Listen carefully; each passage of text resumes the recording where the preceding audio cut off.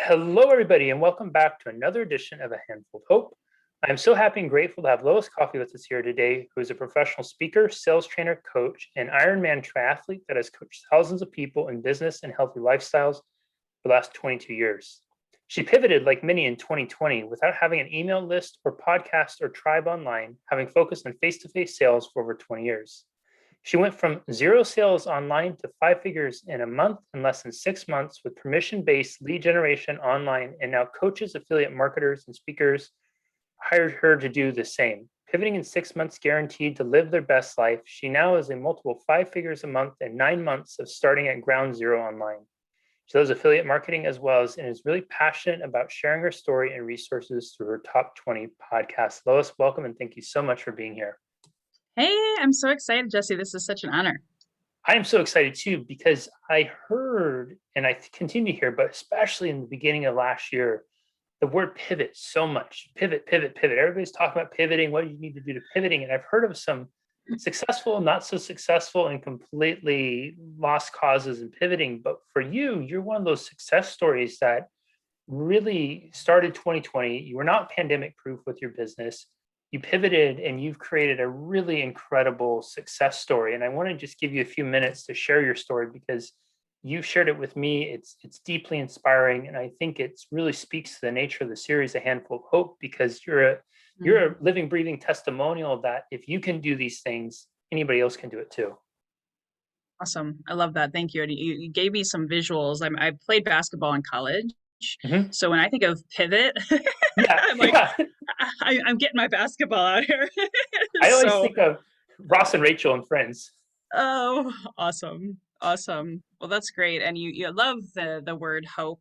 There was a movie called Shawshank Redemption. I don't know if you saw that with Morgan Freeman and Tim Robbins, and he talked about hope is the best of things. And that anyway, I don't want to give away the movie. You guys got to go watch it. But that was a movie that I watched a ton during the Great Recession. In the back in the recession, I had lost everything and I had a terrible, just traumatic journey with that. But the cool thing, the silver lining in that, Jesse, is it gave me what I like to call uh, just, it's not coming to me right now, but it gave me a good foundation for what happened in 2020. So, yes, I was very successful in sales offline. I had the highest of highs when the Great Recession hit. I had the lowest of lows, and then I rebounded from that.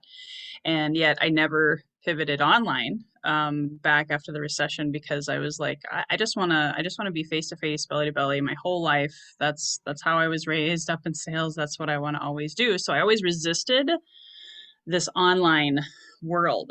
And I even hated checking my email. I wasn't a huge fan of social media, but I did it kind of because I felt like I had to, not because I wanted to. And so, enter in 2020, I was getting starting to book in-person events. I was going to go do workshops, sales training workshops for sales teams, companies, and then, as you know, a lot changed. And for me, even before the pandemic hit, I had a friend who committed suicide. I was grieving her. I had a brother who dropped dead in his kitchen, 49 years of age. That never saw that come in. And so I was gripped with grief. And then the pandemic hit, and my kids are both March birthdays, and we're supposed to be celebrating, right? And they were just devastated because their birthday parties were canceled. We had to do Zoom parties. And then my mom got sick, went into hospice, and died like 2 or 3 weeks later, on Mm. top of trying to juggle homeschooling. And oh, by the way, I realized, oh my gosh, I don't have a website. I don't have these things called squeeze pages, landing pages, opt-in pages. I don't have a podcast. I barely had a YouTube channel. You'll appreciate this because we talked about fitness. I was in the fitness industry for a long time as well in sales. And my YouTube channel, the top viewed video was me doing a running plank because it was my past life as a personal trainer. So I didn't have any content. I didn't have anything. And I didn't even have a digital product, to be honest. It was definitely, no email list, nothing. So amidst all the grief, amidst being home and locked down with a 7 and 11-year-old at that time, my husband, he had a good work, but it looked like his contract was going to end like 3 months later. So living in Southern California, Mama had to figure out how to make money in this new world. So it was like learning a new language amidst also working with grief therapy and just going through the whole thing. However, I had hope because I remembered what it was like. I'm like, hey, if I could overcome homelessness, if I could overcome bankruptcy, foreclosure, car repossession, I knew the mistakes I made back then was I hadn't built a list. I didn't go into online world. And it was one of those things where it stuck with me. I had a deja vu moment. So I quickly called up my mentor and I said, hey, you have an email list, you have a podcast. I need to interview you. I need to figure out how to do all this stuff. I quickly went to work. I stumbled, I fumbled, I failed forward. I barely made like $2,500 on those first 3 pivotal months from April, May, and June. But then I figured a lot out through those lessons, right? And I actually had my first 4-figure month. Then in July, I launched my podcast, got it in the top 10, top 20 with the help again of a coach. I had an email list that went from 0 to 2,000 by the beginning of July. And I just started building and nurturing and creating value content like this, getting on other people's podcasts, networking, asking, hey guys, how can we come together? So I started marketing other people's podcasts, other people's stuff, started learning about this thing called affiliate residual income and how you can refer people to a product or a service and get paid a referral fee. And I was like, oh my gosh, this is great. And then I created my own affiliate tribe. And through that whole journey, I just learned so much about when you speak your truth and you ask for help, anything is possible. Anything is possible. And if I can do it, now I love checking my email. Now I love going to my Facebook Messenger. I met you on Facebook, right? And I've just met some of the most amazing people and the most amazing stories of resilience all over the world as a result. So I am, humbly say this because I know some people aren't quite there, but I am so grateful for this pandemic and for all that it learned in spite of, all of the loss, the grief, the inner transformation. And then, as I said earlier, the 20 pounds I packed on because of being home all the time. But anyway, that's another story for another day. The COVID-20. Lois, how did you persevere through those first 3 or 4 challenging months? Because I think I hear this story often. I'm going to do something new. And this seems to be human nature, isn't it? We go into something new, we're excited, guns a-blazing, full of vim and vigor. And it seems like we finally have figured it out. We've tapped into the Holy Grail. All of our problems are going to be solved. Magic is going to follow. And then after the first couple of weeks, 30 days, we realize, wow, this is really tough and difficult and challenging. And then we start to tell stories. Well, maybe this isn't all it's cracked up to me. Maybe it's just not for me. Maybe it doesn't work. And whether it's New Year's resolutions, you can appreciate this being a trainer, that New Year's resolutions in January in the gym industry, you'd always see, not that first week because everybody's still dealing with hangovers and whatnot, but usually after January 4th, people start trekking in, they got their new shoes, their new clothes, new workout outfits, they're all excited, they're signing up memberships like crazy. And between January 4th and 5th through January 23rd, the gym is crazy busy every waking moment or every waking day. And then all of a sudden it starts to trickles. And then by in February, the gym is back to more what it was pre. And it's because so many people fall off. They realize it's hard. The progress isn't what they expected. The newness isn't as enticing as it was. We're not getting that buzz of the riches and the ripped abs and stuff that we thought. So how do you persevere through those? Is it something that you have in your mindset? Is it a focal point for you? What is your secret to it? Yeah, and I'm happy to share it because anybody can duplicate it. It was definitely my focus on a tool that I am certified on teaching people, but it's a book. You can go to Amazon, get it. It's called The 12-Week Year. Hmm. So the 12-week year by Brian P. Moran. He became one of my mentors just before. One of the best things I did before COVID hit was I got that certification to be a 12-week year trainer. And so I studied that because it's, we talked about athletics and stuff, it's based on the science of periodization. It's based on peak performance and focus, focus, focus, tracking and measuring your results and having those benchmarks in a just a 12-week, like laser beam focus. And so if I hadn't had that, because quite honestly, some of the stuff that drove me was my grief and my pain, and I did throw myself into my work pretty hard and heavy to sort of cope with all of that loss. But at the end of the day, I also had focused. The plan that's within the 12-week year is you set 2 professional goals and 1 personal. And so while for me, the personal part was definitely grieving and working with a grief counselor, the business side of things, I had already had a mentor. I was in a mastermind group, thankfully, again, something that I signed up for before COVID. And that was the mentor that helped me really start pivoting and shifting quickly. And I said, what should I do first? And he said, do these 2 things. I made those I sold out. I sold out from April to June was my first 12-week year in 2020. And I was able to build my email list from 0 to 2,000. That was one of my professional goals. And I sort of hit, sort of missed. It happened in July, was to have my first 4-figure month and launch my podcast. So that happened in spillover into my next 12-week year. So I had a plan. I had daily tactics, and I had to. I mean, I wasn't a trained homeschool teacher. Hmm. So I had, you can't see it, but we have time block calendars all over the house on our walls. That's my daughter's, that's my son's, mine's behind me. You can't see it because I got my, but everybody had a calendar, and we'd always be making sure we were all communicating and everyone was clear on when to leave mommy alone and leave daddy alone to be doing their thing.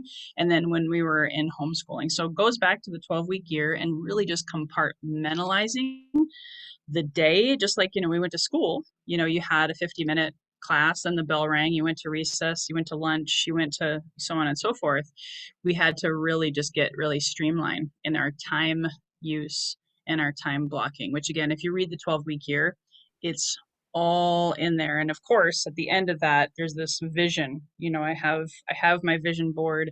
I reviewed my vision every day. I wrote out my perfect day, where I want to cast that vision and that net and land. That would be also part of that whole 12-week year, so I don't get distracted. So I didn't get not I it still happened because I'm human, but I didn't have as much shiny object syndrome. I didn't Hmm. get, there's everybody, I don't know if this happened to you, Jesse, but everybody and their brother had the perfect opportunity for you, Lois. You should sign up for this. You should sell that. You should use this software, this platform. And I'm just like, huh?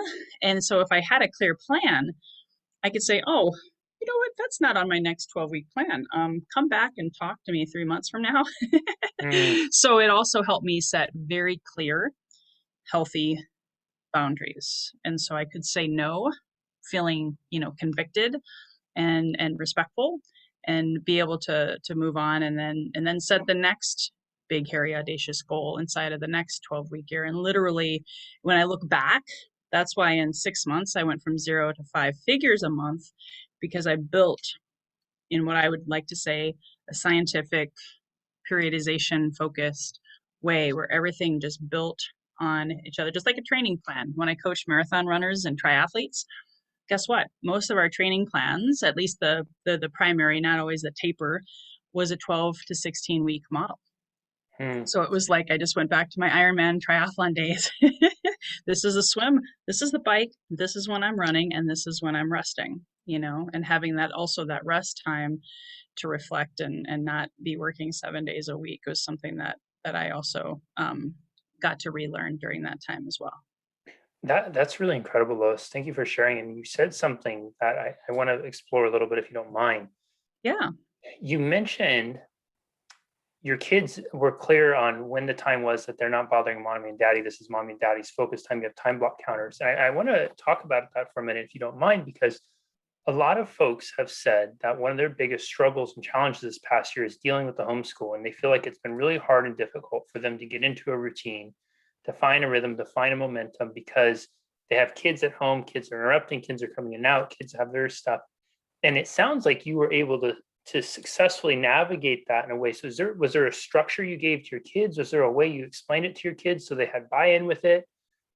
What helped make that successful component for you? Well, a huge part I have to give my husband props because he's an engineer and he had his own structure and calendar. I'm a 12-week year trainer, and being a coach, I could say to my kids, okay, guys, we got to work like a team.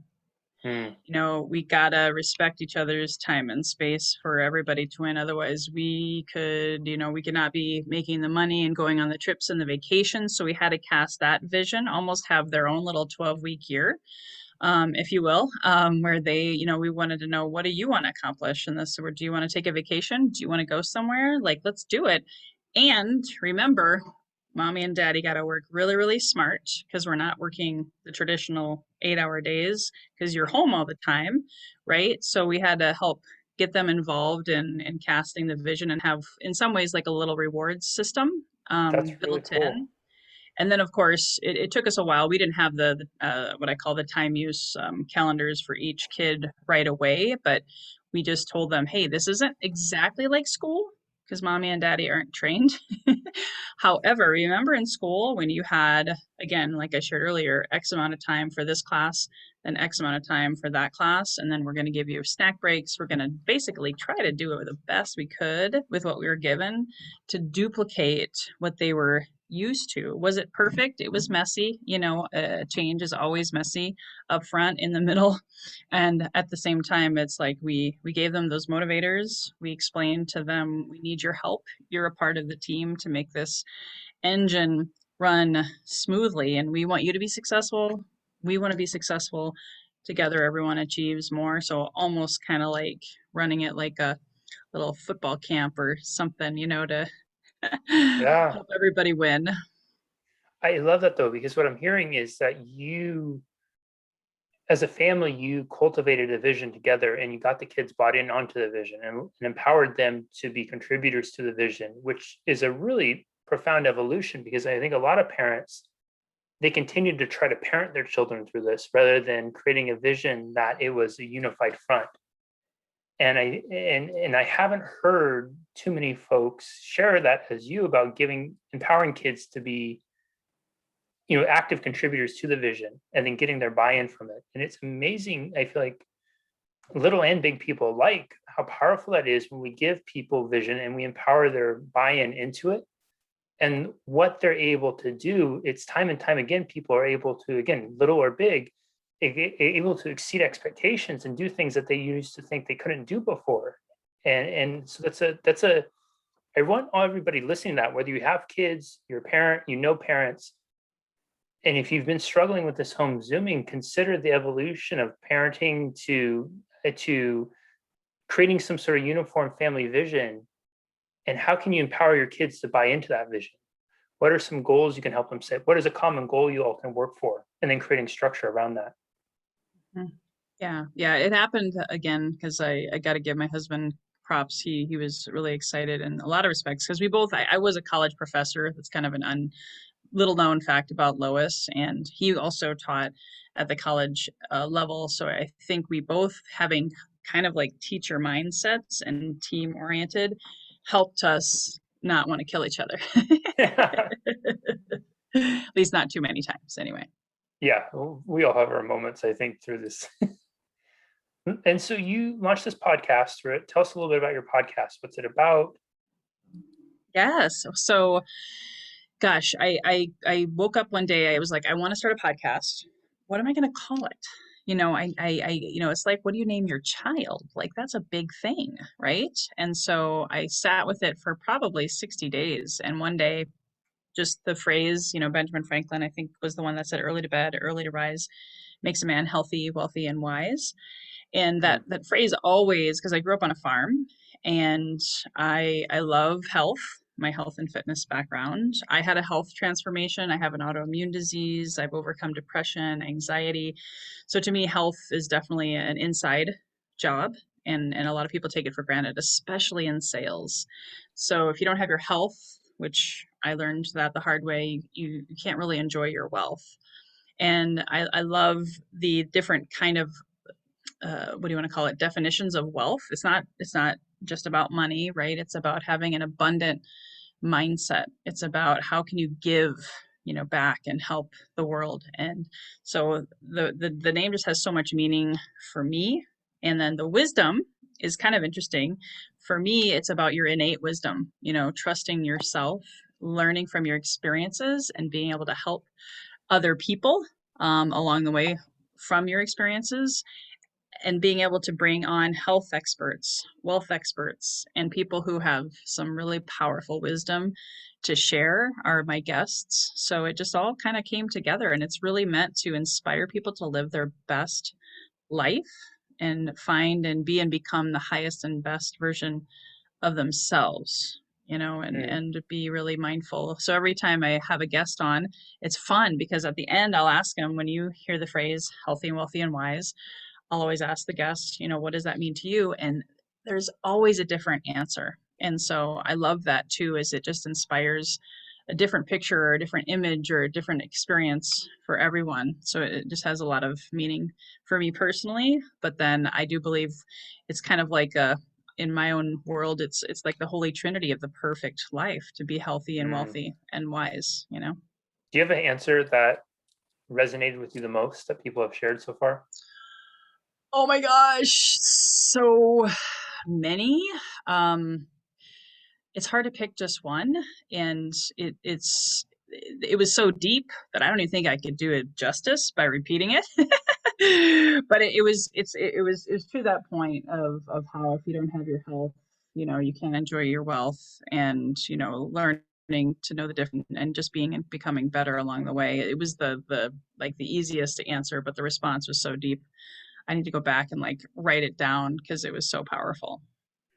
It is, and it's something that continues to fascinate me through this whole past year when there was such a there was such a kind of global focus on sickness that there wasn't an equal to or greater focus on health. Mm, And I feel like societally, it's the thing that we miss the most on is really talking about what are the healthy practices we could have. How can we begin to advocate health more? Because it's like, I think about this sometimes. So in the United States, we're one of the wealthiest countries in the world.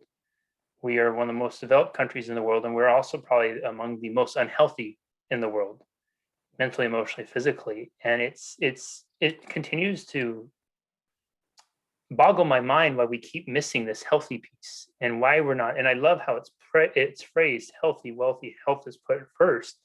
hmm It's like we continue to miss this health piece, and it's almost like the afterthought. When I get this, then I'll do that.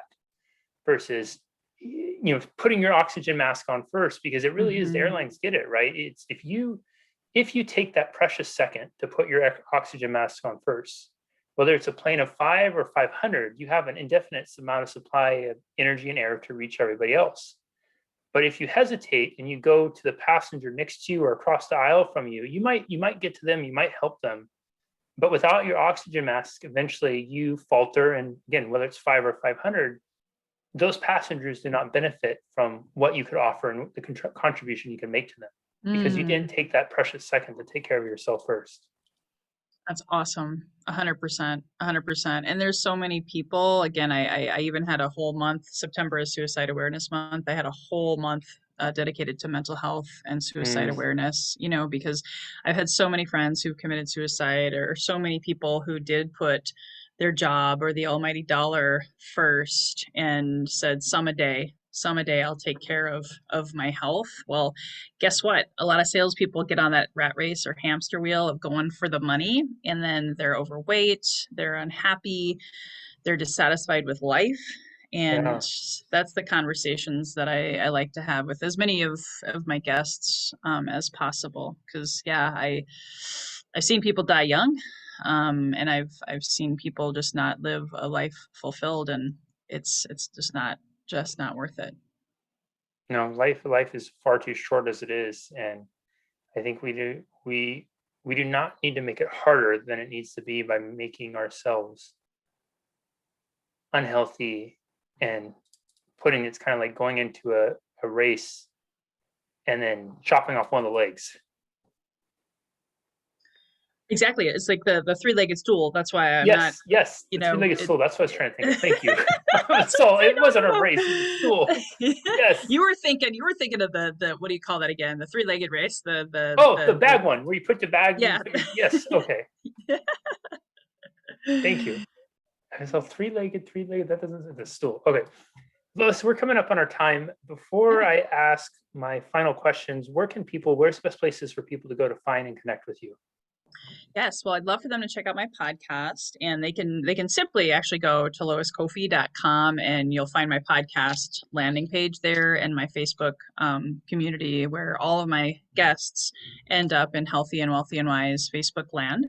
I also, as a gift, and just you being so awesome and gracious as a host, for those of you who are out there, I know we didn't get into like all the strategies and tactics of how to generate leads and build a list in this new normal, but I created a 5-day course that has literally helped people go from barely making a 5-figure a month to their first 6-figure month by generating leads and actually following up with them, which you're like, well, yeah, isn't that what we're supposed to do? But most people fall short because they're struggling with everything that's going on in this world. So I have a 5-day lead generation mastery course that's $497, but I'm giving it to your community for free.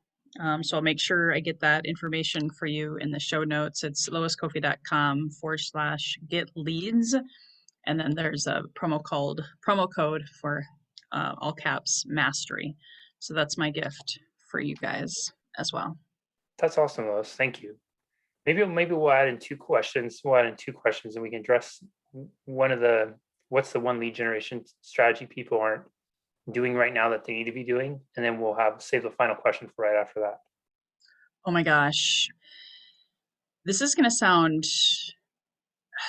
kind of obvious in some respects, but I call it permission-based lead generation. I don't know if you've ever read the book by Seth Godin. It's called Permission-Based Marketing. And he talked about something that's near and dear to my heart now, that I didn't know how to generate leads online. Remember, I was always going to business meetings, getting business cards, shaking hands. I was even a door knocker, right? I had no fear. But this whole online thing scared me. And I was like, I don't know how to do this. And then I was reminded from that book how you just talk like a human. You form the relationship online and you get them with their permission only. You don't spam them. You don't buy people's emails and just start sending them crap, but asking them to opt in, whether it's through my webinar, which could have been my answer, but this is even deeper than that. But getting them onto a webinar, getting them onto, to opt into my podcast community, something that gives value after I've connected at the heart level. So it's called permission-based messaging. Because when my brother died, I still remember to this day who it was. And I ended up having to block the guy, but he was sending me messages without permission, spamming me with his join my team, watch this video, do this thing.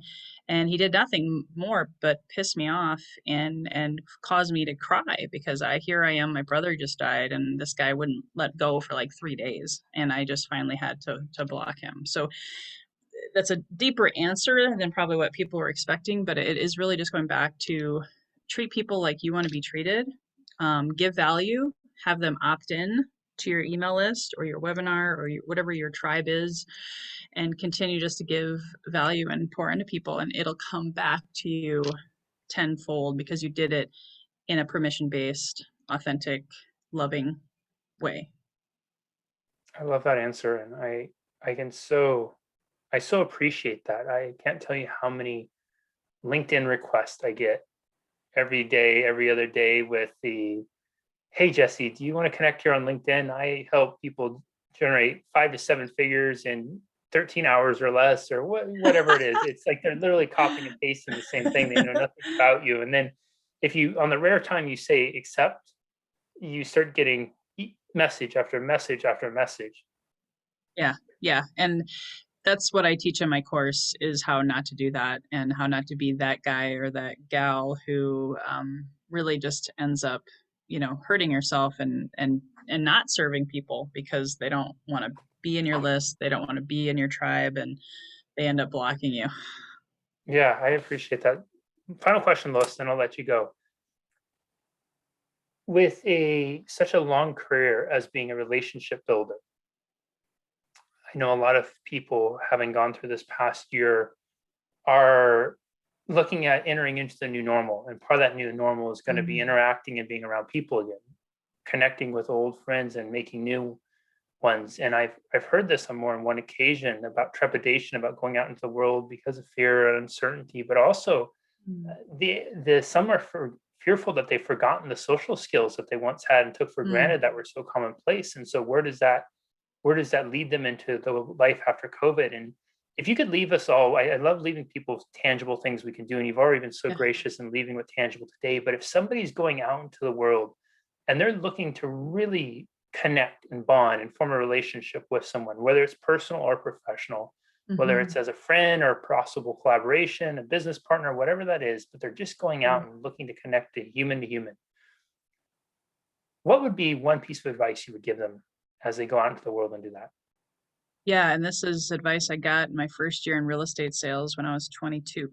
And it's called use the form technique, also known as Ford. It's old school. It's been around for a really long time. Have you ever heard of it?